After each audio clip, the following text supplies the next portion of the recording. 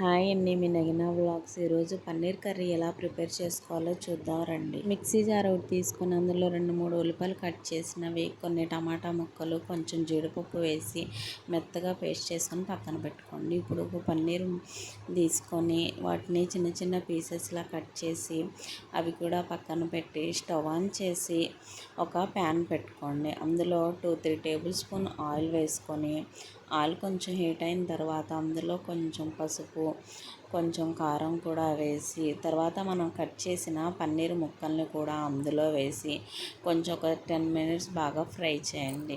కొంచెం ఫ్రై అయ్యేంత వరకు. అవి ఫ్రై అయిన తర్వాత మొత్తం అన్నీ ఒక ప్లేట్లో తీసి పక్కన పెట్టుకోండి.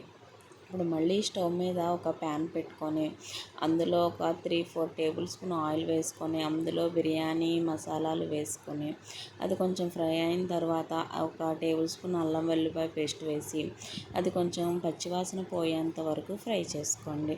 అది కూడా ఫ్రై అయిన తర్వాత మనం మిక్సీ పట్టిన పేస్ట్ని కూడా అందులో వేసి కొంచెం సేపు బాగా ఫ్రై చేసుకోండి, ఆయిల్ మొత్తం పైకి తేలేంత వరకు.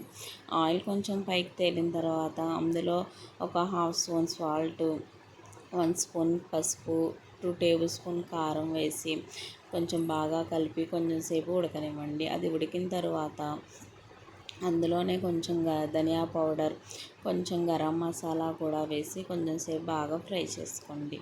అది మొత్తం ఫ్రై అయిన తర్వాత ఇందులో కొంచెం మనకి సరిపోయినంత వాటర్, తగినంత వాటర్ వేసుకొని ఆ వాటర్ మొత్తం బాయిల్ అయ్యేంత వరకు ఉంచి కొంచెం బాగా దగ్గరికి పడేదాకా ఉంచుకొని దగ్గర పడిన తర్వాత మనం ఫ్రై చేసి పక్కన పెట్టిన పన్నీర్ ముక్కలను కూడా అందులో వేసుకొని ఒక 2-3 మినిట్స్ బాగా కుక్ చేసుకోండి.